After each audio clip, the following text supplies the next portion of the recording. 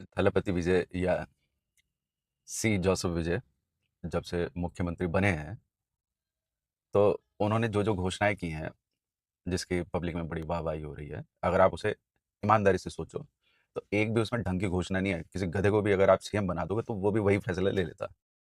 गधे से पूछोगे कि महिला सुरक्षा बढ़ानी है, कुछ उसके लिए अलग करना है, स्पेशल टास्क फोर्स बनानी है, तो कहेगा यस, कोई भी ले लेगा ये फैसला। दूसरी चीज, 200 यूनिट बिजली फ्री कर दें, गधा भी कहता कर दो। तीसरी चीज, ड्रग माफिया को रोकना है, कोई भी कह देगा हाँ जी रोकना है। कोई ये थोड़ा ही कहेगा कि नहीं रोकना है, कि हम कुछ करेंगे, अभियान चलाएंगे। मंदिर, स्कूल, चर्चेस, इनके आसपास जो शराब के ठेके हैं उन्हें बंद कर दें। गधा भी कह देगा हाँ जी बंद कर दो, 717 ठेके बंद हो गए। देश में जो पेट्रोल के प्राइसेस बढ़े हैं अभी, गधे से पूछोगे भाई ये प्राइसेस बढ़ना ठीक है गलत है, तो वो भी अपने वोट बैंक के चक्कर में कहेगा कि हाँ बिल्कुल गलत है। और गलत भी है भाई, अननेसेसरी तो नहीं बढ़ना चाहिए। मतलब ये बोल तो कोई भी देगा, इसमें कोई समझदारी वाली चीज़ ऐसी नहीं है। जो उनसे उम्मीद थी कि वो कहेंगे, वह है कि राज्य का विकास कैसे होगा, इंडस्ट्रीज कैसे ग्रो करेंगी। उन्होंने खुद ही कहा है कि तमिलनाडु के ऊपर लगभग 10 लाख करोड़ रुपए का कर्जा है। पिछली सरकार इतने कर्जा दे करके गई है, उससे निपटारा कैसे पाएंगे? कुछ नहीं बताया, कुछ नहीं बताया उसके बारे में। केवल इतना कहा है कि जो फाइनेंसेस हैं उनके लिए वो वाइट पेपर लाएंगे ताकि ट्रांसपेरेंसी बनी रहे। कोई बोल देगा। स्टेट ग्रो कैसे करेगी? कुछ नहीं बोला। और कब नहीं बोला? आपको याद हो, विधानसभा में स्टालिन के बेटे उदयनिधि स्टालिन ने एक चीज कही थी कि हम सनातन को जड़ से खत्म करेंगे। क्या करा उन्होंने? हाथ जोड़ रखे थे ऐसे। अरे अगर तुम्हारे अंदर रीढ़ है, बैकबोन है, जिंदा हो, सही डिसीजंस ले सकते हो, सेकुलर हो, तो ऐसे आदमी को तुरंत रोक देना चाहिए कि समाज को आप विभाजित कर रहे हो।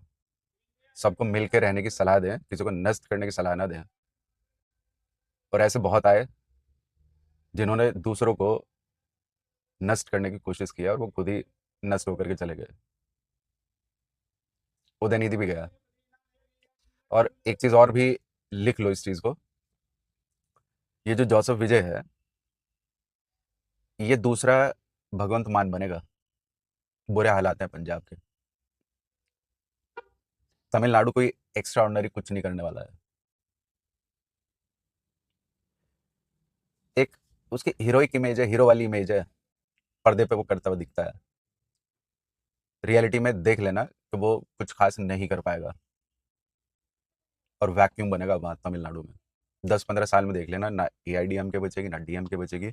और ये जो टीवी के है, इसको भी लोग सिरे से खारिज कर देंगे। कोई नया ही आएगा। और कौन नया आएगा, इसका आप अंदाजा लगा सकते हैं कि इस तरह के वैक्यूम का सबसे ज़्यादा फायदा कौन सी पार्टी उठाती है।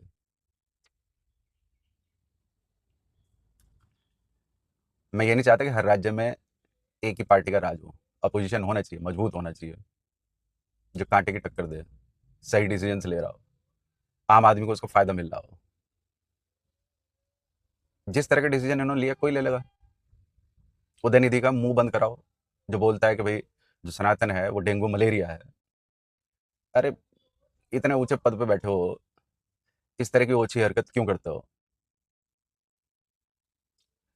मैंने अभी थोड़ी देर पहले सर्च किया कि तमिलनाडु में पेट्रोल के प्राइसेस कितने हैं, पंजाब में कितने हैं, चंडीगढ़ में कितने हैं। चंडीगढ़ में इनमें सबसे कम है, अभी जो कुछ रुपए बढ़े हैं उसके बाद चंडीगढ़ में अभी भी सबसे कम है। पंजाब में थोड़े ज़्यादा हैं उससे। और तमिलनाडु में सबसे ज़्यादा है। सबसे ज़्यादा अगर कोई सरकार, राज्य सरकार अपने लोगों से पैसा खींच रही है तो इस टाइम वो तमिलनाडु है। इन तीनों में सबसे ज़्यादा पेट्रोल से कमाई वो कर रही है। अगर उसे तकलीफ है तो सबसे पहले तो ये डिसीजन लेना चाहिए कि लो, हमारे जो राज्य का इसमें कट आ रहा है हम उसे कम कर देते हैं। 13% का वैट है, जो चंडीगढ़ और पंजाब से आपको थोड़ा सा कम लगेगा, लेकिन इसमें कलाकारी कहाँ है कि हर एक लीटर पे 11.5 रुपए एक्स्ट्रा लेती है तमिलनाडु सरकार। पंजाब नहीं लेती इस एक्स्ट्रा मनी को, ना ही चंडीगढ़ लेती है इस एक्स्ट्रा मनी को। यहाँ पे थोड़ा सा वैट ज्यादा है, बट वो उन्होंने 11.5 रुपए फिक्स कर रखा है पर लीटर। तो जो पॉलिटिशियंस हैं, वो आपको इस तरह से मूर्ख बनाते हैं और आप मूर्ख बनते हो, विभाजित होते हो। जिस सीएम को सेक्युलर होना चाहिए, अपनी रैली में वो जीसस की तस्वीर लेकर के घूम रहा है। क्या मैसेज दे रहा है सीएम? क्या मैसेज है इस चीज़ का?